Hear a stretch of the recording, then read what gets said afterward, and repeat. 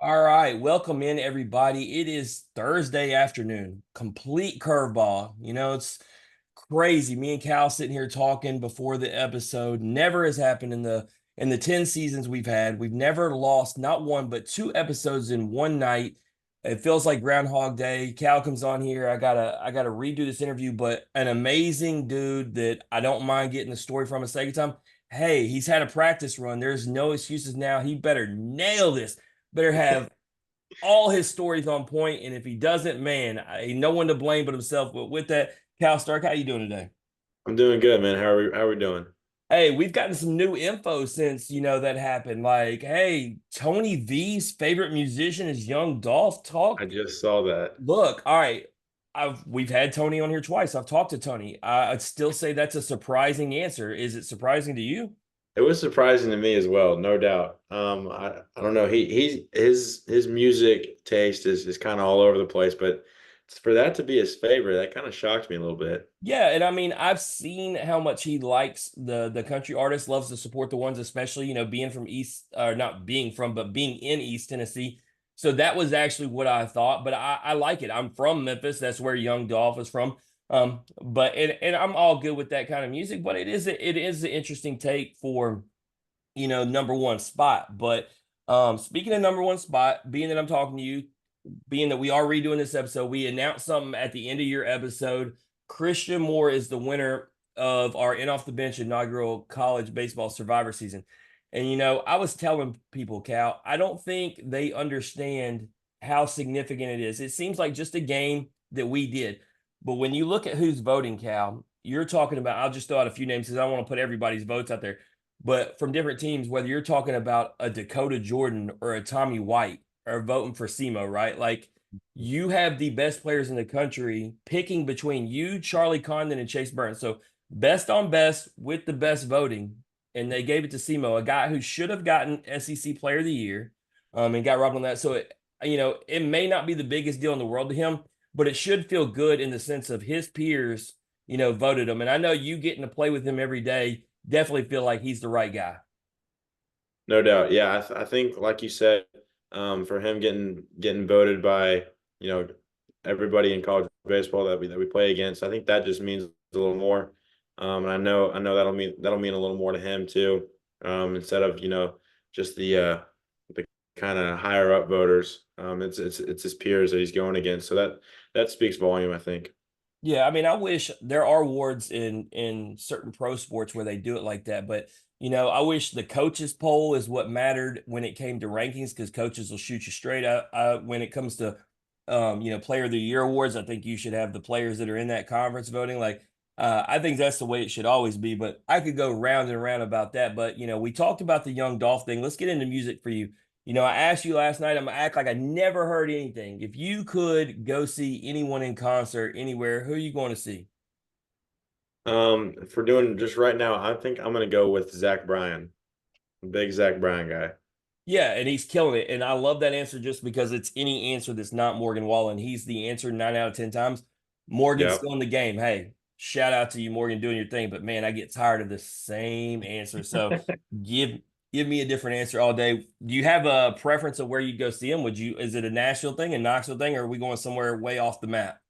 Um, I mean, seeing him in Thompson Bowling would be cool just because, I think I've been to a concert. I actually saw Morgan Wallen there. And it was a pretty cool venue to go to. But I know he performed at Red Rocks. So I think going and seeing him there would be pretty sick. Yeah, and from my understanding, Red Rocks is the top venue you can go see a concert. But I will agree with you. I've been to Thompson Bowling. I watched Kenny Chesney there back in the day. Definitely more than capable of putting on a massive concert. The one that I missed out on, and I was talking about it, a couple days ago with our guest who said they're a big Garth Brooks fan. Uh, I wish I would have went to in Death Valley when Garth Brooks came there. It was almost 2 years ago now.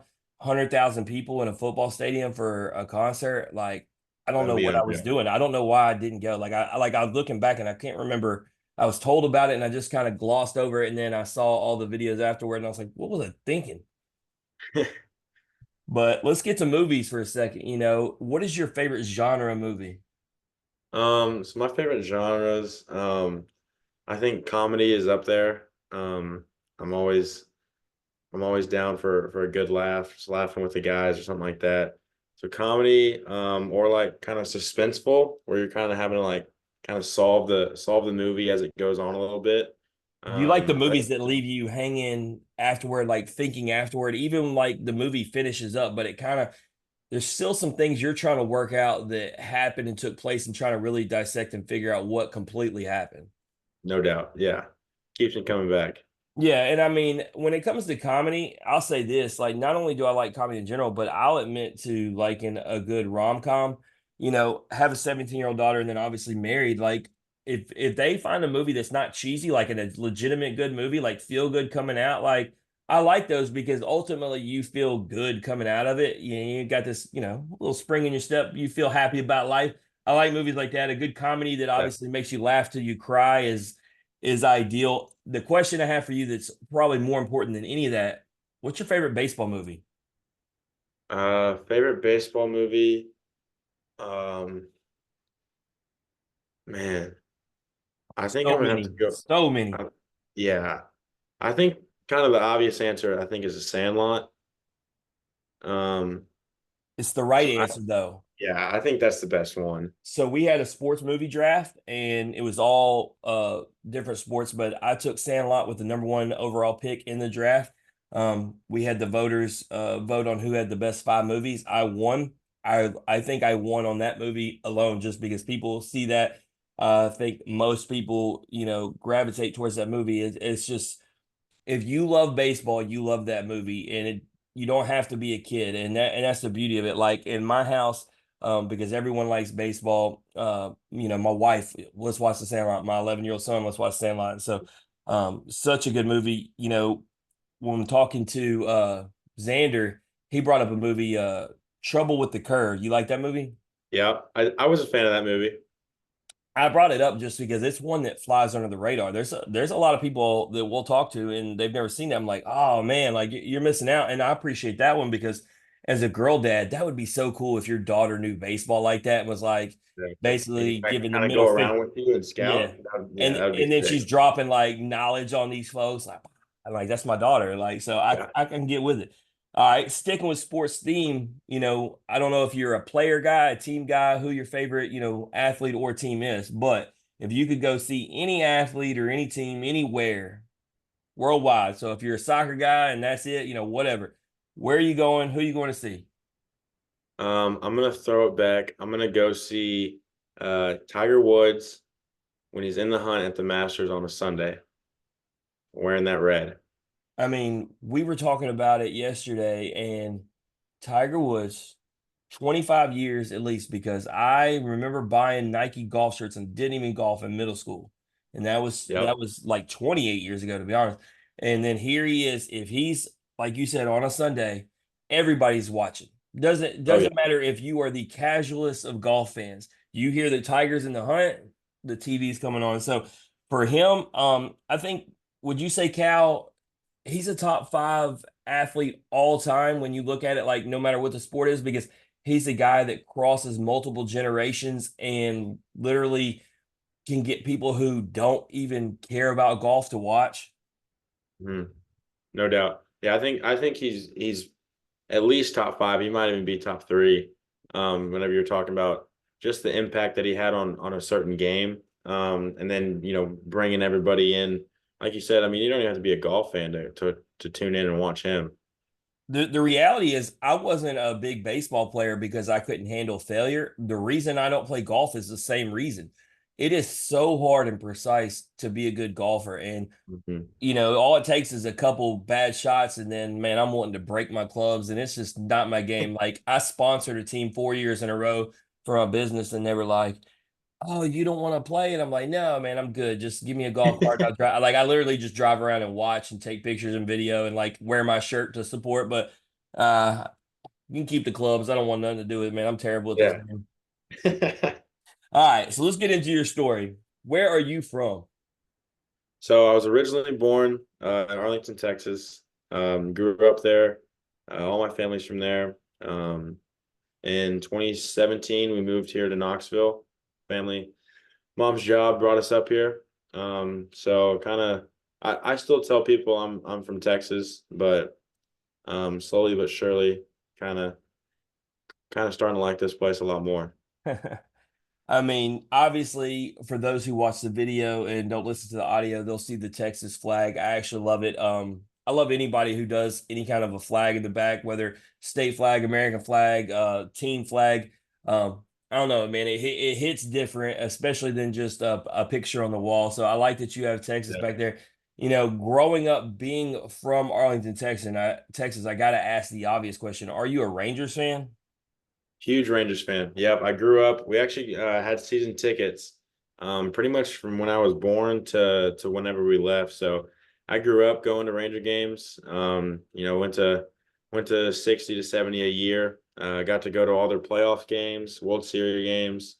So to see them win the World Series this past year was pretty sweet.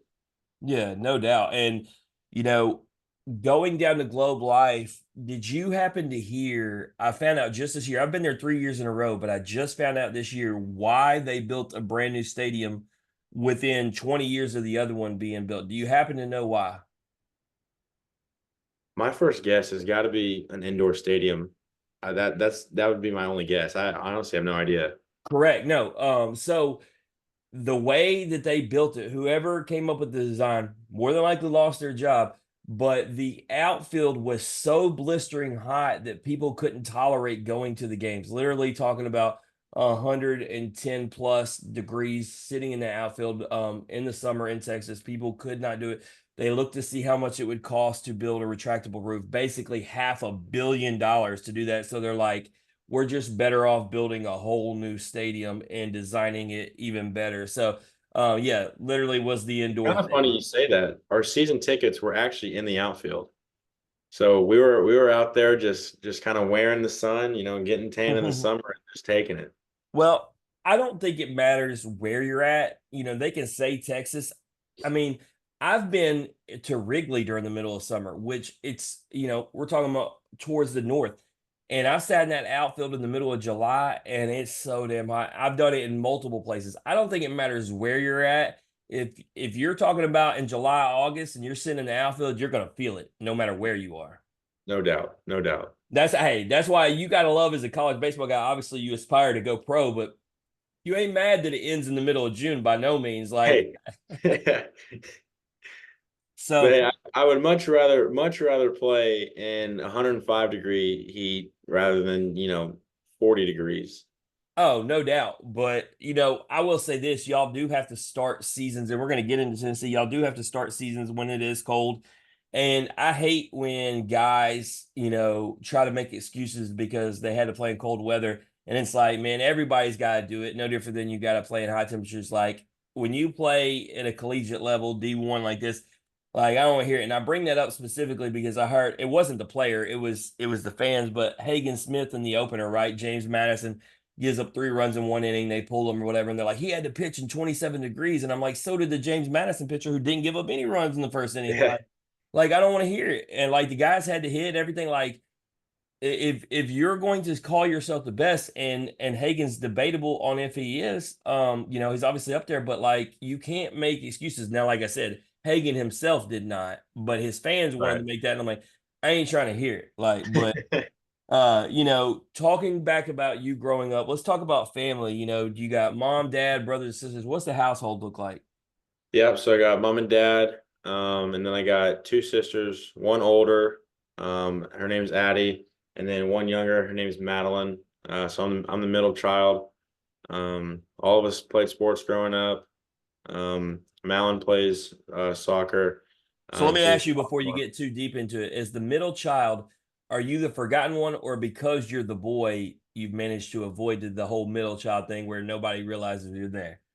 I think since I'm the only boy, I've kind of avoided that. So I think I would say I'm my dad's favorite because we're the only two boys. So I'm definitely not the forgotten one, that's for sure. There you go. Yeah, because that tends to happen. We have a lot of middle child athletes on here that talk about it, and it's a real thing, right? And we've had some, they're like in a family of like 8 siblings in the middle, and it's like you definitely get lost in the shuffle when you talk about 100%. like 8 of them. So, but you grow up with sisters, obviously you talk about them being athletes. Um, I think one of the things I've learned, whether it's having a daughter who's athletic or doing this show where we've had numerous female athletes, um, it can still be a very athletic home, even though, you have sisters. Mhm. So growing up, was there some, competition? There was always competition between me and my little sister. We were always doing something together, whether it was something in the backyard, kicking a soccer ball around, playing wiffle ball, or just like running down the stairs. Who can win first? Who can get there first? So yeah, a lot of competition in the Stark household. So So, you talk about your sister playing soccer, obviously at a high level too, at that, as I see, and then you playing baseball. If you were to have to pick who's the better athlete, is it you or your sister?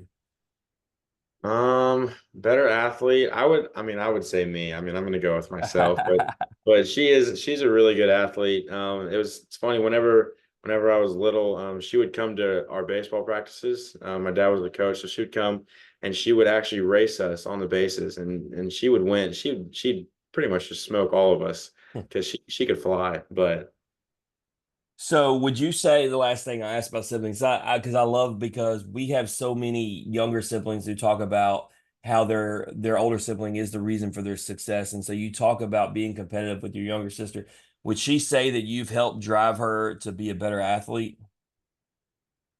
I would say so. I try and help her a lot, whether it's like the mental side of the game or just setting a good example of, just being a hard worker and kind of what it takes that you need to put in to be the best that you can. Whether it's the mental side or like just the body side, just putting in hard work day in and day out, trying to be the best that you can be on the field. So I feel like I've helped her a little bit. So, being I don't want necessarily country boy, but you're into, according to your hobbies, you're into hunting, fishing, all that stuff outside of baseball. Growing up, was baseball like the full focus, or are you one of those kids that dabbled in multiple sports, did the outdoors thing? At what point does it become serious to where you're like, hey man, this baseball thing consumes me? Because I know once you get into travel ball and everything, like it becomes a way of life.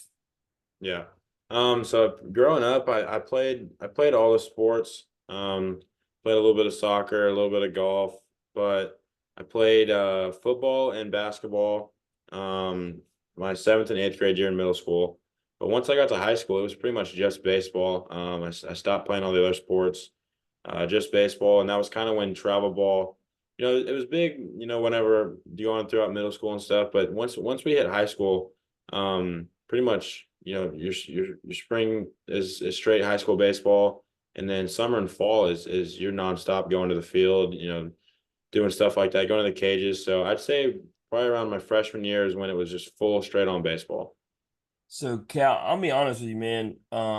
We've had like 215 baseball guests. I don't know that I've seen anyone who, in your championship season, y'all went 43-2. I don't know that I've seen a team that played 45 games in high school. I Yeah. mean, I'm being dead serious when I say that. I'm not like being flair for the dramatics here. How did y'all play 45 games in high school? Well, and it's weird too, because here in Tennessee, your season, because of the weather, you don't start your season until like first week of March, like right before spring break. So Right. we were playing like 4 games a week, pretty much nonstop. And then we ended it like end of May. So for March, April, and May, it's pretty much you're gonna have 3 to 4 games a week.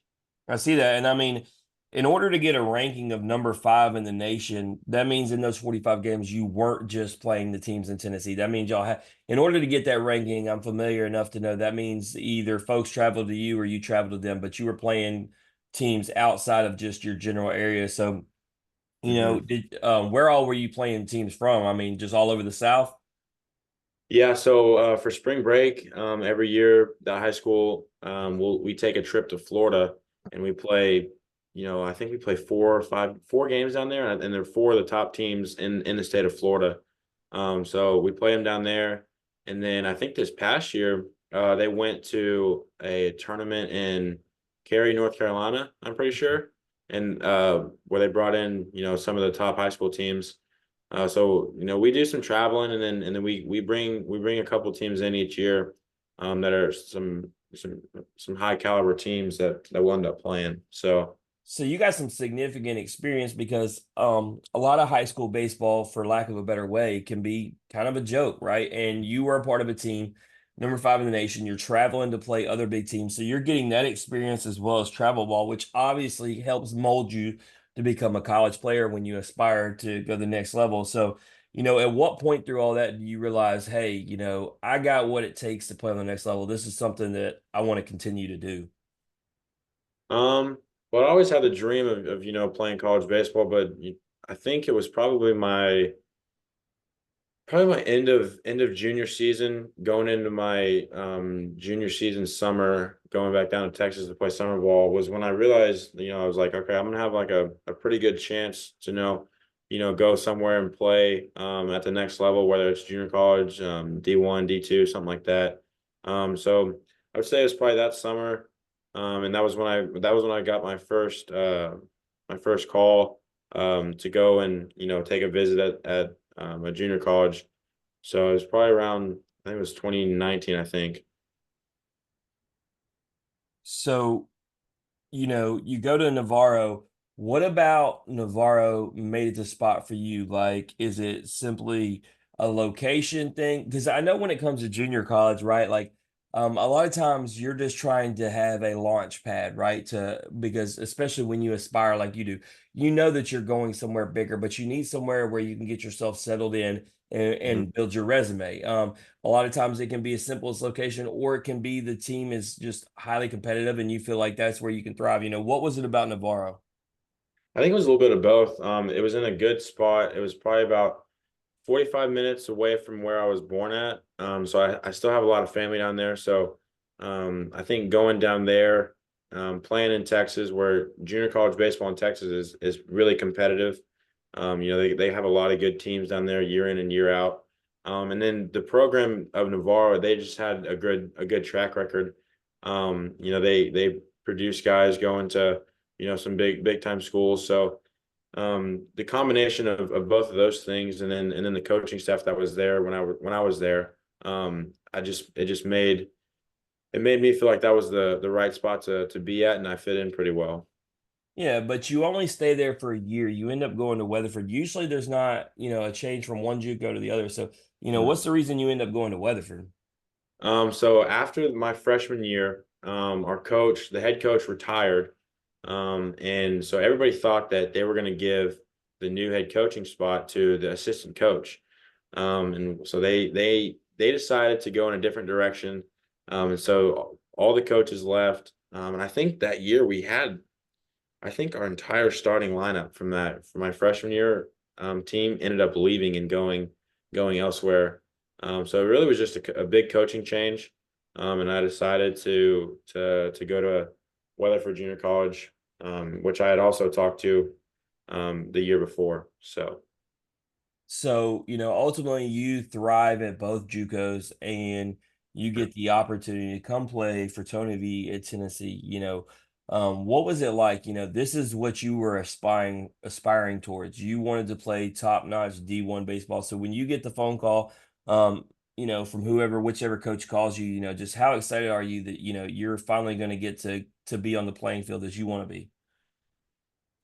I was unbelievably happy. It's kind of weird because I kind of felt like it wasn't even like kind of happening because I hadn't really talked to a school of this level coming out of high school or anything. So it kind of felt like in a sense that all my hard work ended up kind of moving in the right direction on where I wanted to be. So getting that call and being able to, I think the happiest part of me was being able to call my parents and tell them like, hey, like the school 25 minutes from our house is calling me. So being able to tell them that, have my family all excited for me, it was a dream come true. Yeah, and you come to Tennessee, you get to follow up a couple legendary dudes. Both, let's see, Pavoloni has been on this show 4 times, Evan Russell 5, so 9 times between the two catchers before you. Guys who are just a part of an elite program catching for elite pitchers. You're going to get to do the same thing when you come there. Like, so, you're stepping into big shoes, that, but a program that's going to compete go to Omaha, and you at the catcher position are going to get to catch the best of the best pitching. So obviously an awesome choice. You know what you're doing when you pick Tennessee. So you get there, you struggle batting, and obviously, I've watched you enough now, Cal, to know where your strength is. Obviously, you want to be more productive batting, but what you do behind the plate can't be unnoticed. I watch you coach up the pitchers while you're back there, aside from gunning dudes down. And enough can't be said about that. I'd like to equate it to, Alex Milazzo at LSU. He's not gonna have the best batting average, not gonna be hitting bombs. But he's a leader on the team that you can't deal without, and you're the same way. And I think when you're part of the battery, I think that's a big deal. And so you're catching for the best of the best, and you're back there. Like I said, every pitch, I see you, flagging, telling them, well, I don't know, I can't hear what you're saying, whether you're telling them good job or, maybe a slight adjustment, what it is, but you're constantly talking. So let's talk about how important and how valuable it is that you get to be a catcher for all these amazing pitchers on this team. Honestly, it kind of makes my job a little easier, whenever the guys that are throwing for us are throwing that well. I really just have to kind of sit back there and kind of go along with the ride. But like you said, I'm always talking, always being trying to be a positive, bring positive vibes in the dugout onto the field. Kind of no matter what's going on. We talk a lot here, at Tennessee, about just over communicating. You'll see Simo doing that up the middle, Hunt in the outfield. So kind of just kind of being the on-field coach, is kind of the way we like to talk about it. So really just helping that guy that's on the mound, in any way that I can, whether that's helping him make an adjustment, or just telling him, hey, that was a really good pitch, like let's do that again. Just any type of positive feedback, I feel that can help them in a large amount of way. Absolutely, especially because they're hearing, especially on the road, right? Like you're hearing a crowd, you may be hearing all this thing. They need to hear that positive sound, or even at home, if they're just slightly missing, because that's the thing I noticed, right? I've watched when it doesn't matter who the pitcher is, they just slightly miss off the edge, and that's when you do the point thing and you'll say something, and it's whatever you said, but. I feel like you're telling them that's a great pitch, throw it again and basically tell them, that they just missed. Like, I'm good with that. Like, we'll live with that. But the one other question I have before we get into this year, talking about last year, when you pick a school, big or not, but they go to Omaha the first year you're there, it really solidifies your choice. Okay, I picked the right spot. We ended up where every kid dreams of going to Omaha. Obviously, you didn't win. You did win a game there, but you ran into, the team that did win in LSU. But that aside, you do get to experience it. How good does it feel not just to go to Omaha, but solidifying the choice that you picked Tennessee? No doubt. Yeah, like you said, being able to go to Omaha in my first year here, it was unbelievable. Something that I'll never forget. Something that every kid on that team, every family that was a part of it will never forget. But I think even if we don't make it to Omaha or not, I think the culture that we have here, the competitive vibes that Coach V and all the coaches bring each and every day, I think that kind of solidified. Um, me picking the right place. Winning games is our goal, but at the end of the day, positive vibes in the dugout, the locker room, the weight room, kind of wherever we're at in that facility. Um, it's just good vibes all the time. So I think that just tells me I picked the right place. Yeah, Xander said that it was cliche, but it feels like family. But the reality is, I told him whether you're talking about like a Billy Amick that transferred in or a Drew Beam that came there from the start, that has been the common theme answer for Tennessee. And we've had guys that even transferred out of Tennessee on the show, three of them, who just still talked about how much they loved every player from Tennessee, or how Tony V helped them choose their destination when they left there, which just speaks to the Tennessee culture and what y'all got going on there. So while it may seem cliche, I think it leads to a lot of the success because the chemistry y'all do have. When you have Billy Amick saying, "Hey, in the fall when I came here, I mean, I came in and they welcomed me in, and I just, 3 months in, I felt like they were all my brothers, and I've been here forever." Like I don't Yeah. think you can overvalue that and what y'all got going there in Knoxville. And when you're winning, it just makes it 10 times better because that belief you have in each other, every guy who's gonna, take the mound or step up to the plate. But this year you basically jump 50 points in your batting average, having a lot more success, your power numbers are up.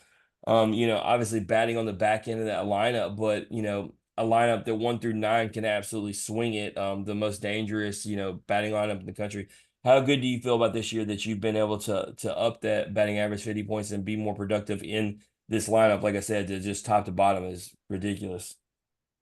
Yeah, I mean it's like you said, making those jumps on the offensive side of the ball. It feels really good. I feel like this year, I'm not as hard on myself. My mind is more clear. I think my approach and my goal while I'm at the plate is a lot more just straightforward rather than thinking about things too much. So being able to help the team on the offensive side this year is felt really good. And then like you said, hitting towards the end, I feel like it makes my job a little easier because it kind of my goal is really just to try and find a way on base, whether that's getting a hit, getting a walk, hit by pitch, something like that. So, the top of the order, Christian Moore, Blake Burke, Billy. I mean, three of the top hitters in the nation can go to work and try and drive me in. Yeah, you get on base, I mean, you pretty much know you're coming home. It's like it's a fun feeling, knowing, and there's a good chance that with SEMO behind you, you're gonna get to jog it out too. You ain't got to run Yeah, fast, like so. exactly. No, it's definitely cool, but looking at what you got ahead, obviously y'all get to host. You're the number one seed. I don't care what anybody says. Like they're all worried about it since 1999. Like somebody's got to break these trends when they do happen. So I don't study that. I know the team that y'all have. I know the talent. A lot was learned from 2022 and being that top team. And I think a lot of these guys, obviously we're talking about Burke, Semo, Beam. Those guys were on this team. They know not to overlook and what they got to do to take care of business and pass it along to the guys. So none of that stuff scares me. I feel really good about this team. So y'all get to host the regional. You have Southern Miss coming to you. Obviously, you got to take care of in front of you with was it South? Is it Southeast Missouri? Who y'all got first? I don't know. Northern Kentucky. Yeah, I don't even remember. That was last year.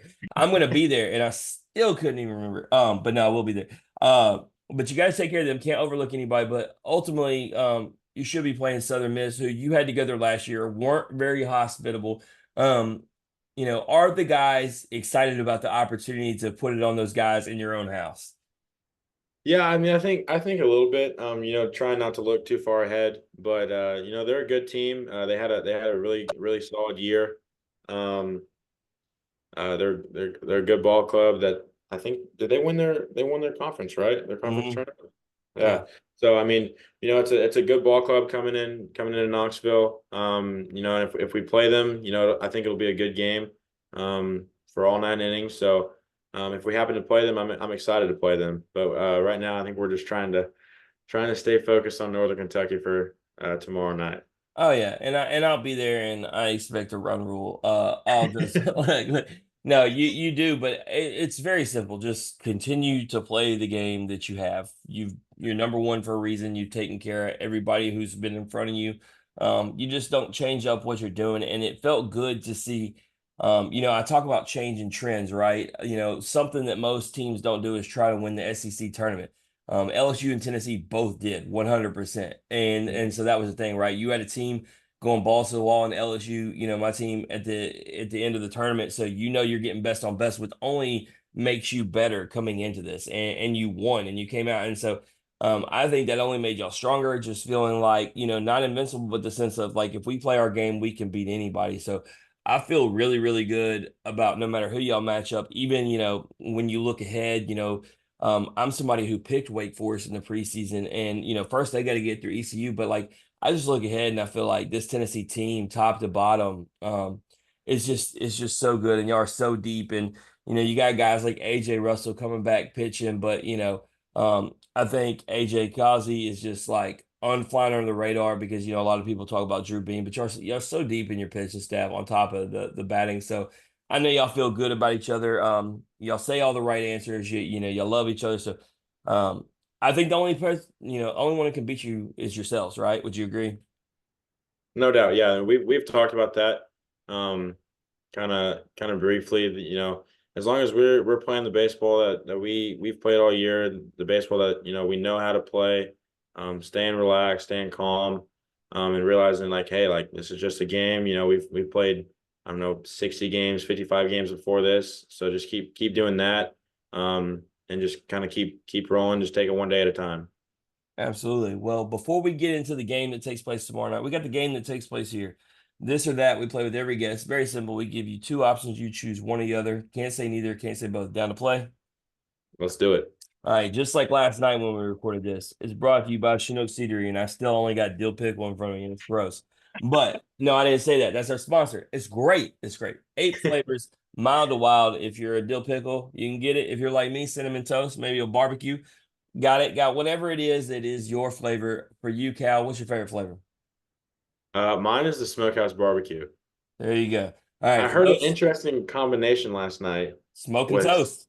yes, I've never heard that before, so I might have to try that. That is our go-to. For those listening, smokehouse barbecue and cinnamon toast, mix them together. We call it smoking toast. And if you want to order some, you don't have any. Hey, you want to help out Tennessee baseball? Use code Beam32. Help out Drew Beam. But you can't go wrong with these seeds. I'm going to have them tomorrow night when I'm in Lindsey Nelson. And you know what? Nothing better than having a little smoking toast while I watch Tennessee tee off. But let's get Yeah. into it. Would you rather grill out or go out to eat? I'm gonna go with grilling out. There you go. If you could throw some on the grill right now, what are you throwing? Probably either a steak or I'm always down for a good grilled hot dog. There you go. All right. Would you rather have a fast car or a luxury car? Luxury. All right. So you said that, and I said things have happened since we were on last night. Anyway, I was hitting the back roads, driving to my friend's house after our show. I hit 120 in my fast car. You can't do that in a luxury car, Cal. I'm just saying. That is for sure. And I don't know if I am man enough to go that fast. So I don't know. Props to you. I'll tell you, look, in my M5 that I had when I was stationed in Florida, the four bridges that go into downtown Jacksonville, there's nowhere for police to set up, so you can absolutely hammer it. And I used to show all my friends that I could legitimately get them up to 200 miles an hour. And I used to love watching them like squirm and pucker as I would literally get up that fast, and I was doing it on the regular. But because it was a BMW, like, and I'll say this versus the Mustang, like when you get up to 120, the Mustang gets a little shaky. That BMW, hey, with the money Smooth you riding. invest, you get still riding smooth at 200. Just, but it's dangerous. No, kids don't speed. All right. Yeah, for All right. sure. Trip and fall or pass gas in public. I'm going past gas, no doubt. Absolutely. And I'm glad you said that. People who say trip, look, I thought about it today in the gym. I was walking through the gym today and I thought, as I was walking through, if I tripped and fell right now, because I was thinking about this question, I was like, I tripped and fell right now. How embarrassing. If I farted, I'd just be like, my bad. Like, but Yeah, you trip and fall, exactly. like everybody's watching and it's embarrassing. Like, and they'll probably laugh because they'll be like, look at that dude. Like, and you're an elite baseball player. Like, dang, Cal Stark can't even walk over his own feet. Like, I'm just saying, give me pass gas. All right, probably the most important question on here: smoky gray or the black uniforms. I'm going black uniforms, 100%. So a list came out today by 11.7. 11.7 voted the black uniforms is the best.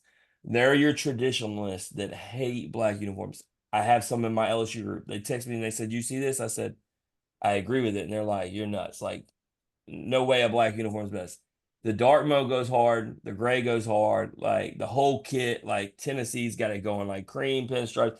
Like y'all literally have everything in the kit as if y'all aren't already playing ball. Y'all are the best looking ones on the field. I think we added to it a little bit this year too by bringing out the black helmets too. I mean, like I said, I'm an LSU fan. They would never like there would be anarchy in the streets, riots for real. Like if you try to put a black uniform for them, it's so traditional. But it goes so hard, like because ECU has the one with the purple and the gold that pops off Mhm. of it, and it looks so good. Yeah. It's I wish we had that. So like I don't know. I love that Tennessee embraces and wears everything. I mean, you have your classic and your traditional, whether you go pinstripes or the orange or the creams, but hey, they love doing the and I've watched y'all like I'd have to get like a record, but I don't ever really see y'all lose in the blacks. Like it feels like y'all always win. So we play some good ball in the black uniforms. Hell, even the football team when y'all came to LSU 2 years ago in the brand new grays at the time and boat raced Yeah. LSU, I was like, not only did they come in here and because I was at the game, I was like, not only did they whoop us, but they look good doing it. Them damn uniforms, are you kidding me? Yeah. All right. Would you rather listen to sports radio or a sports podcast? I'm gonna go sports podcast. So with that, that means you probably like individual stuff. Is it as simple as listening to baseball, or is there something else that, if you get a chance and you got time that you want to listen to? Um, honestly, I'm not a huge podcast guy. I'll see like bits and pieces of some just scrolling through social media, like, Theo Vaughn or Joe Rogan, stuff like that. But I just like how you can just kind of like pick what you want to listen Right. to. And that's why Daniel likes it. I'm a sports radio guy because I just let it run. But he's like, I don't want to not be able to choose what I'm listening to. And a lot of Yeah. times they hammer the same subject over. It's a lot of times I just put it on and I'm just driving. I don't even really pay that much attention. So I think that's what a lot of it has to do with. All right. Would you rather hit a bomb or I'm changing up this question. Would you rather hit a bomb or would you rather throw out 3 runners in a game? Oh, man. Um, I think throw out 3 runners in a game because that's more rare than just hitting a home run. Man, that's the hat trick, no doubt. I agree. Yeah, I think that would be But I sick. figured it'd be a good question. I mean, you do hit bombs, you got 6 of them, but I mean, it's still a good feeling. You don't hit like, SEMO type numbers. Um, Yeah. all right, with that, who is the better bombs, SEMO or Burke? See, we talked about this. I think I'm still gonna go SEMO. I'm Um, still going Burke. He drops the bat like such yeah, a G, and see, dude. I thought about that too, but It's not even the bomb itself, it's the theatrics yeah, that come with it. that's a very fair point. But I'm still gonna rock with SEMO on that one. I mean, you got one guy who's hitting it over the batter's eye in Hoover. You got another one who's hitting a church in Hattiesburg. You can't go wrong with either of them.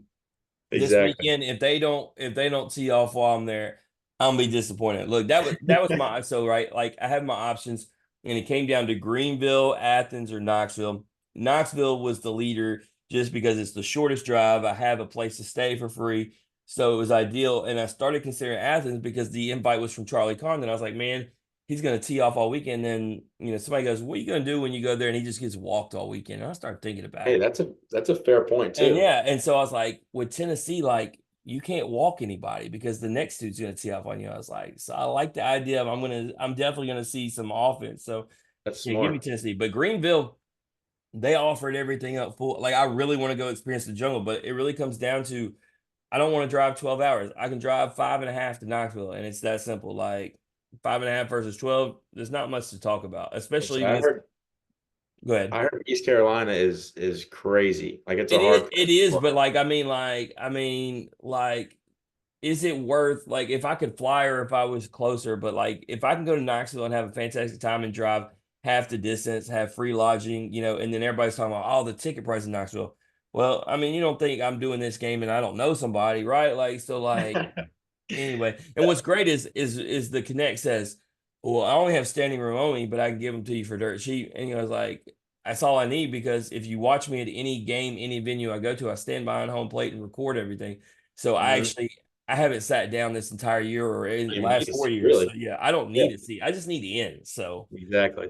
but I look forward to it. But last question, the most important money question we got. $10 million. I bring it to you in a duffel bag, $100 bills, a lot of money, change your life. Or I can bring you a national championship. What are you taking? I'm taking that national championship 100%. Just another liar on this show, man. If I put 10 million for real in front of you, you ain't taking national championship. I mean, I'm taking the first national championship for Tennessee. Yeah. 100%. It really was glaring when they put that graphic up for the national championships for SEC teams, and there's 5 of them that had never. And it's really crazy. Obviously the Tennessee thing has been like over like the last 6 years, but that's really when I've been covering baseball. I haven't watched it forever. And when you see them in Arkansas with never, it really is just with how good they have been in the 4 years I've been covering. It's Mhm. crazy to think that neither of those programs have it. But the reason I'm all in on Tennessee getting it this year is because of Arkansas. There is nothing that would piss them people off in Fayetteville more than if Tennessee got one first.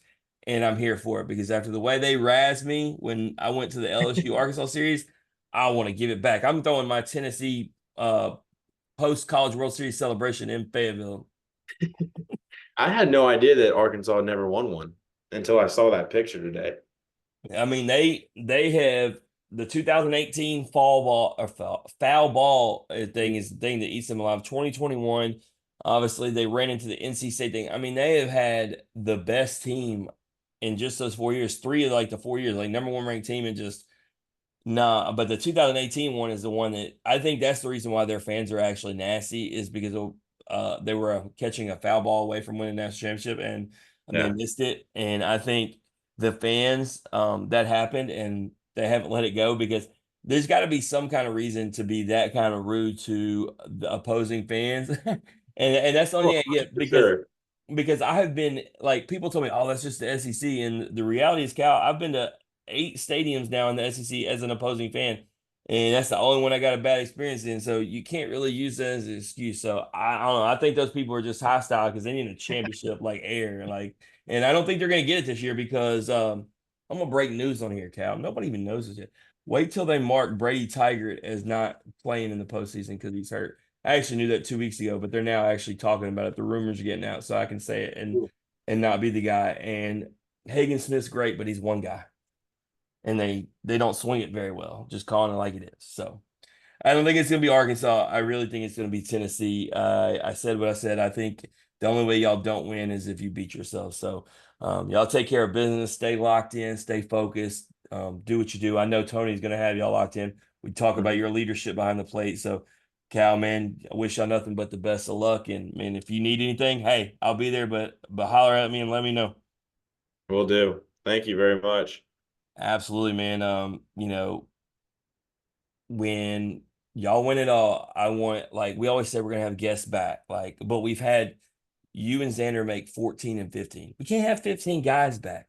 So what's gonna happen is Cal, you're gonna throw out 3 guys in a game because I gave you the scenario, and then you're gonna be the one we bring back and be like, look, Cal's G, bro, throughout the game. Hey, Now if that happens, I'm for sure coming back, no doubt. there you go. No, we're gonna find a way to try to get y'all in. I don't know, but give y'all all a few minutes. But I hope I'm there in Omaha every year, so I hope I'm there to watch y'all lift the trophy. But for those listening, man, if you like Cal Stark's story, or you just like hearing average Joe's talk X's and O's, please like and share the podcast on Facebook, retweet us on Twitter, listen, subscribe on Apple, Spotify, and Anchor. As always, ratings, comments, hugs, love, feedback, all that good stuff is welcome. We'll see everyone back shortly. I'm going to re-record with Xander Seacrest. It's Groundhog Day right here, but hey, there's nothing I would rather do than talk to these boys who, best of the best, great personality, awesome baseball players, and like I said, I'm gonna be in attendance to watch them tomorrow night. So, in the meantime, remember, strong body, sharp minds, grit and grind all the time. We are out.